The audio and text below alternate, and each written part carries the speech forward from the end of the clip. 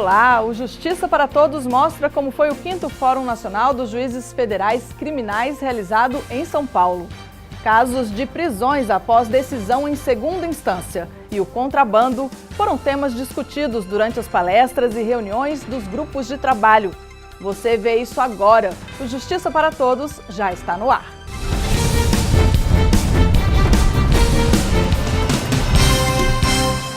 O Fórum Nacional dos Juízes Federais Criminais foi realizado neste ano em São Paulo. A 5ª edição do FONACRIM contou com a participação de magistrados e juízes federais de todo o país.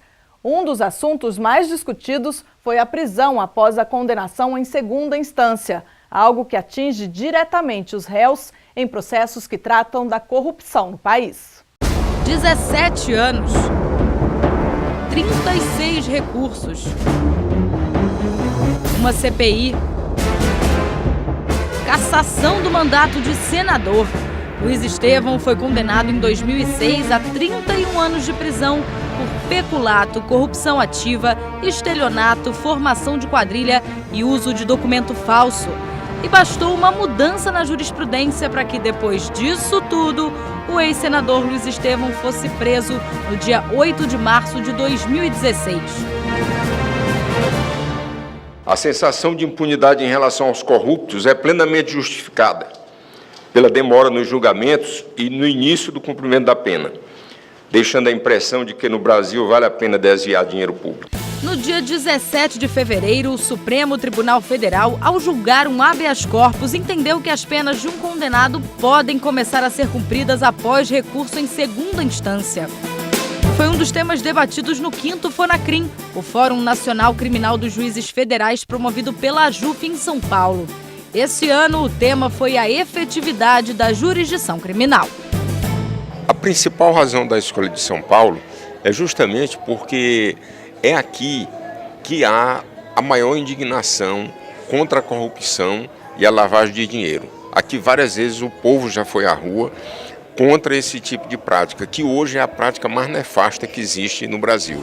Foram 3 dias de palestras e debates. O evento foi aberto pelo presidente da AJUF, Roberto Veloso.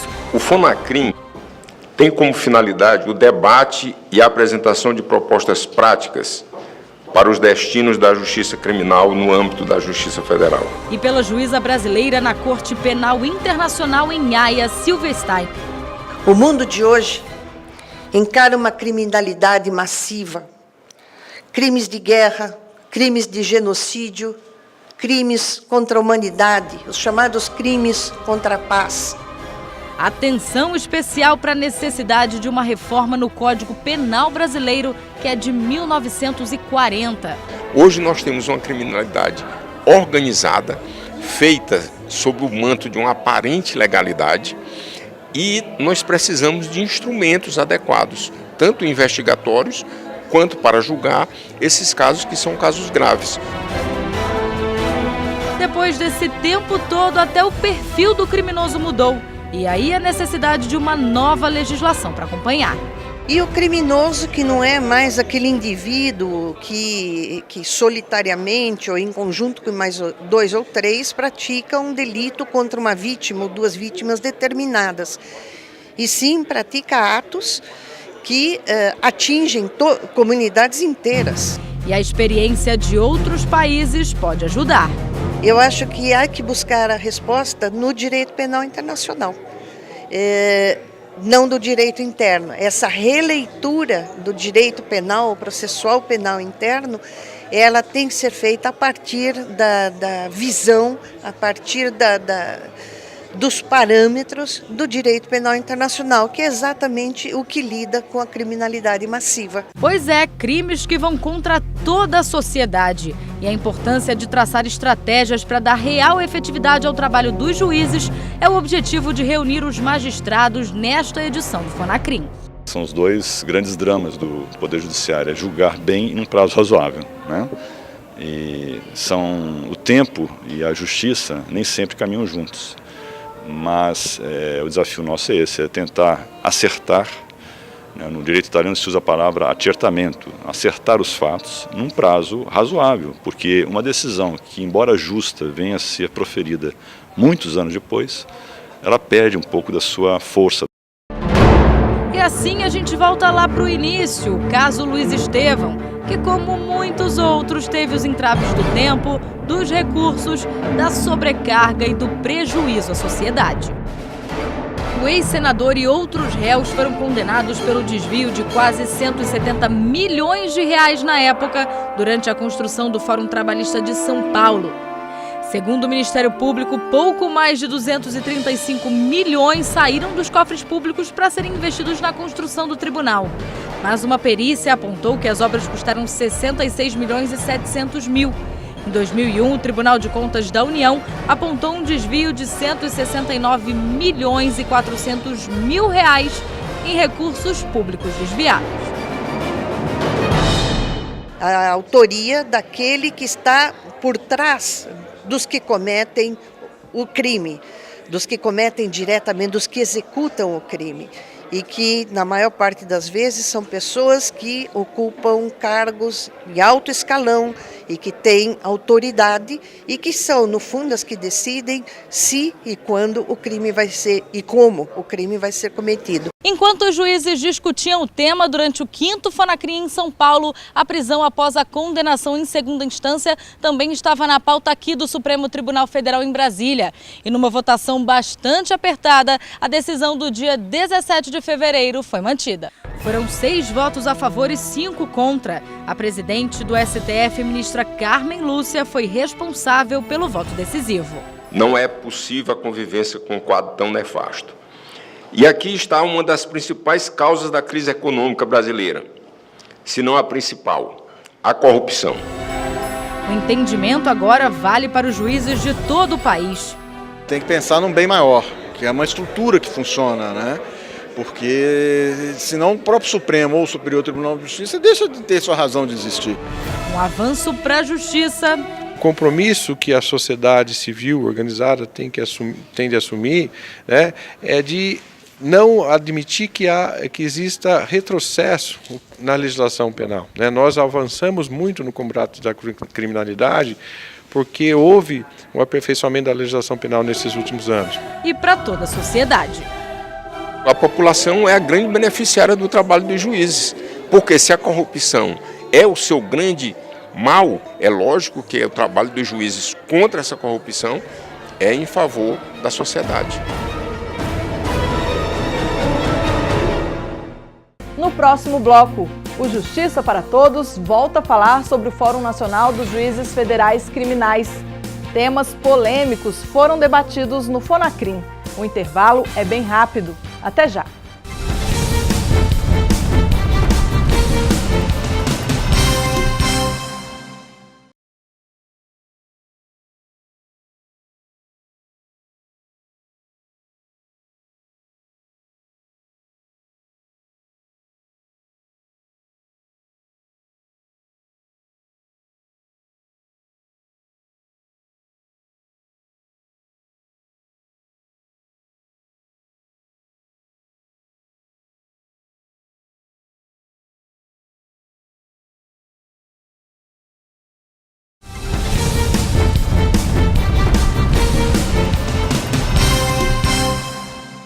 Recursos pendentes de decisão em tribunais superiores não são mais desculpa para atrasar o cumprimento da sentença. Alguns réus acabavam usando esse instrumento jurídico e conseguiam até que o processo fosse extinto por prescrição. Mas agora, a prisão já é possível em segunda instância. Esse tema foi um dos debates do Fórum Nacional dos Juízes Federais Criminais. Um tema polêmico. Prisão após a decisão de segundo grau. Os principais beneficiários têm sido os acusados por corrupção, por possuírem meios financeiros disponíveis para a procrastinação dos processos até os embargos dos embargos no Supremo Tribunal Federal, fazendo cair no descrédito toda a máquina judiciária.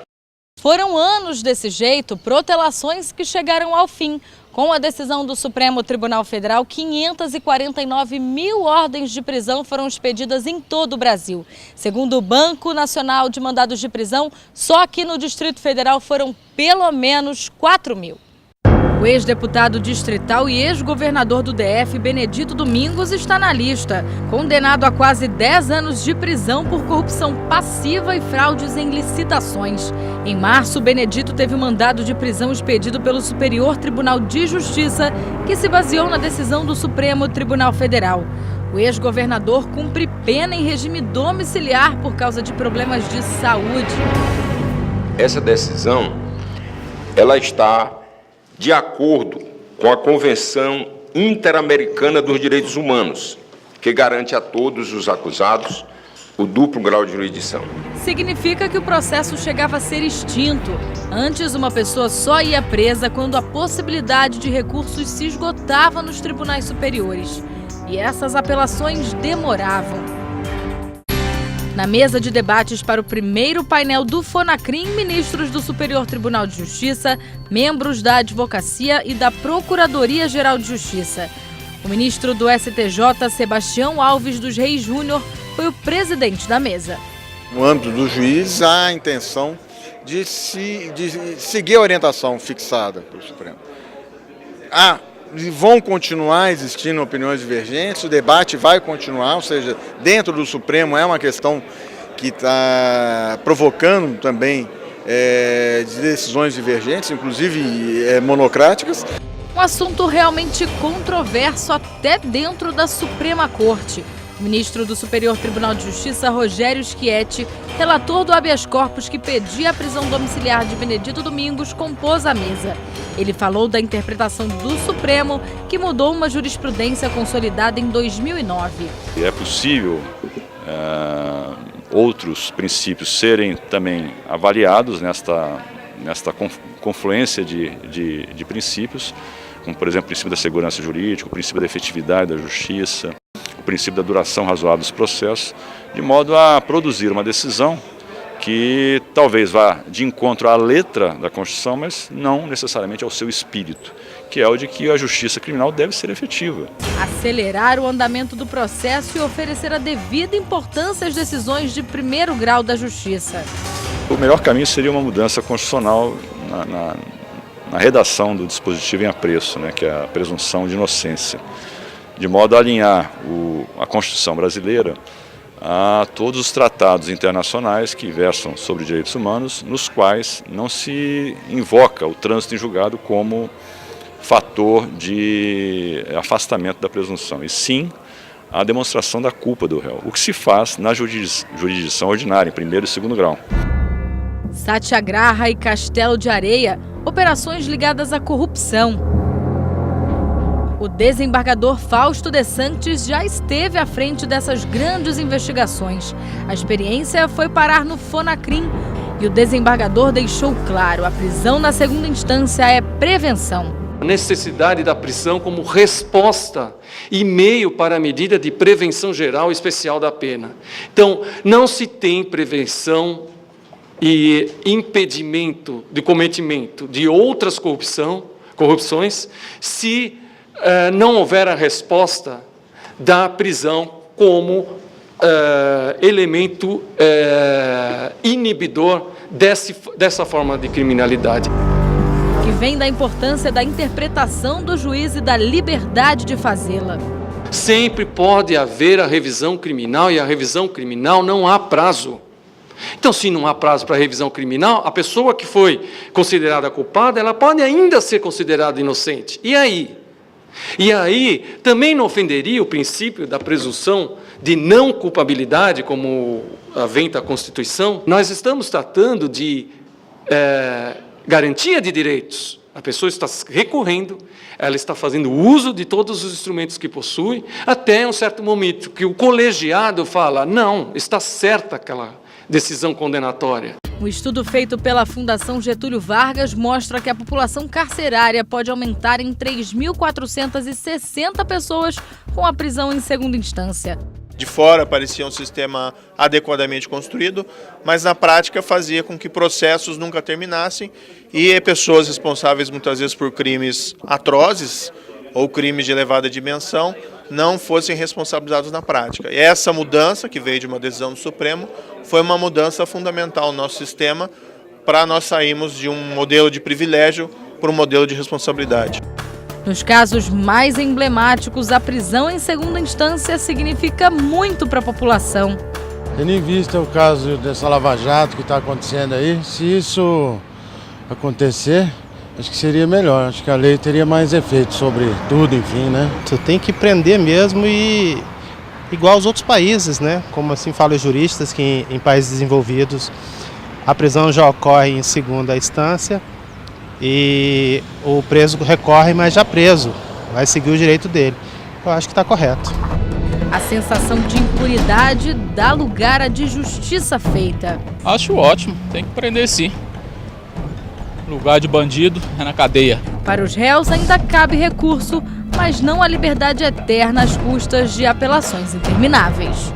Há centenas de juízes federais criminais espalhados pelo Brasil, instruindo e julgando processos envolvendo corrupção. Nós, juízes federais, não queremos condenar por condenar. Somos julgadores. Se o Ministério Público não provar a acusação, absolvemos. Mas queremos, quando o acusado for condenado, por haver provas de sua participação no fato, que a nossa sentença tenha efetividade e não caia no esquecimento. O Justiça para Todos vai para um rápido intervalo. Voltamos já.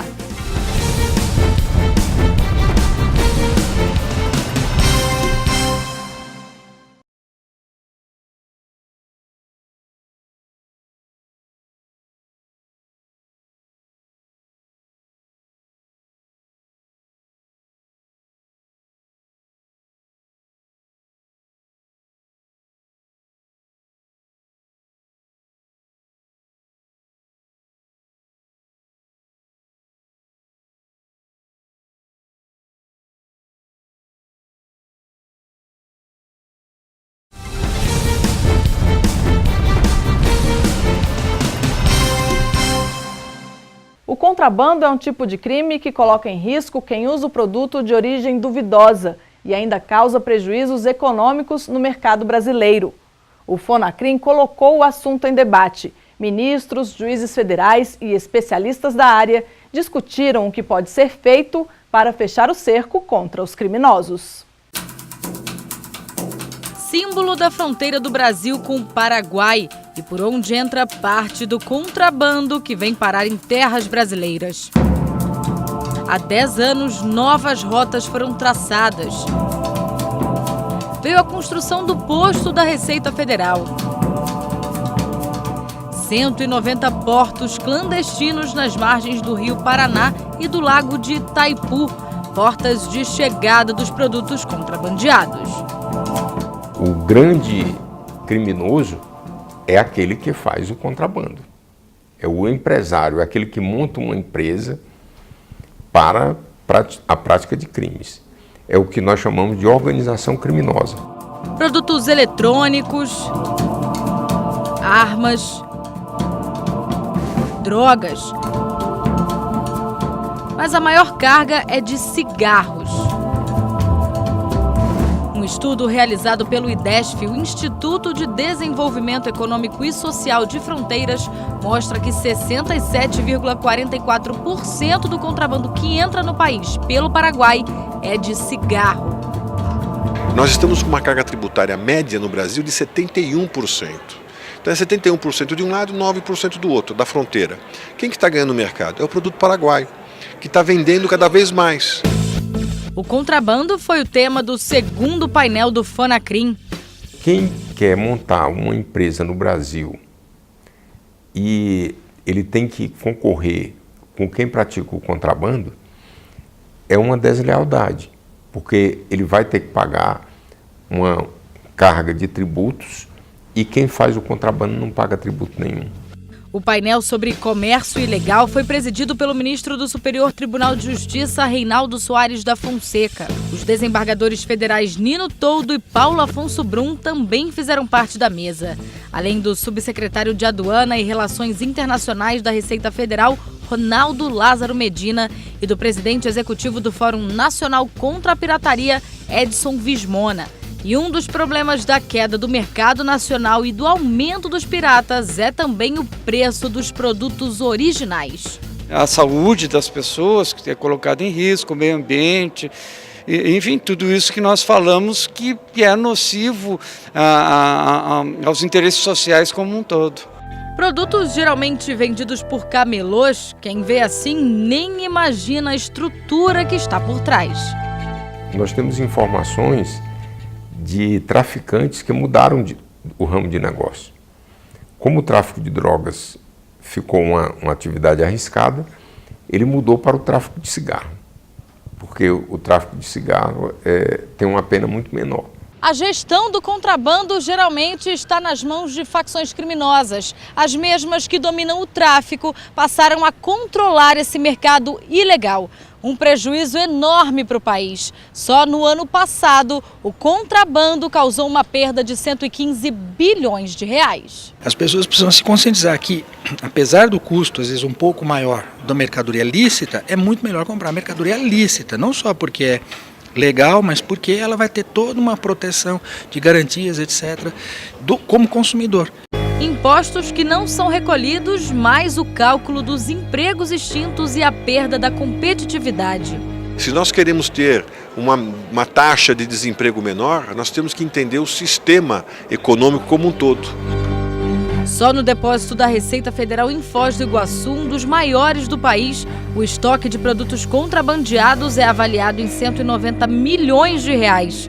Parte do que é apreendido vai para doação. Nós doamos muitos bens, tudo que é possível ter uma boa utilização pelos entes públicos, especialmente, nós fazemos doação.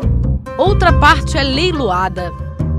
A parte que vai a leilão, inclusive, que resulta em recursos financeiros, é de centenas de milhões todos os anos, 300, 400 ou até mais milhões de anos. Isso é muito maior do que o valor que nós gastamos para realizar as nossas operações em todo o Brasil. Já produtos perigosos para uso são destruídos. É o caso de remédios, brinquedos e cigarros.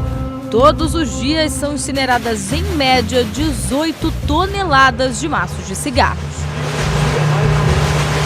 Produtos que deviam estar sujeitos a um controle fito ou sanitário e não passaram por esses controles e, portanto, podem trazer risco à saúde. E hoje a pirataria vai além de qualquer fronteira. Ninguém precisa nem sair de casa. E a internet abriu espaço para isso. Quem não conhece aqueles tradicionais sites da China que vendem produtos a preços que fazem brilhar os olhos? Mas por trás dessa venda aparentemente inofensiva, vem mais prejuízo para o país. Quem deverá pagar o tributo? Então, no caso dos produtos fabricados na China, essa discussão também é levada em consideração.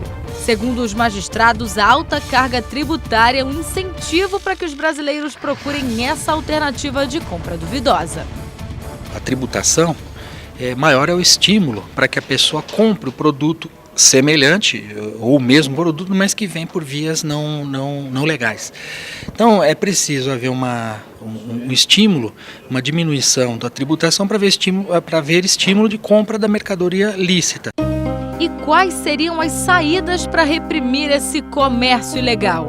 À medida que os preços caírem em função de uma menor tributação, a população vai tender naturalmente a comprar no mercado lícito, desestimulando o mercado ilícito. E para fazer isso tudo acontecer, uma soma é importante: a união dos poderes. Primeiro, nós teríamos que ter uma fiscalização na fronteira. Só que a nossa fronteira, o que se chama fronteira seca, ela é muito grande. Agora nós temos que ver que nós temos uma estrutura da Polícia Federal muito pequena no Brasil. Então, 1.600 delegados para cuidar de todos os crimes de competência da Justiça Federal. E ainda fiscalizar a fronteira, praticamente isso é impossível. Então, a estrutura da Polícia Federal e da Justiça Federal também contribuiria para a diminuição desse contrabando, porque hoje a fiscalização é muito pequena.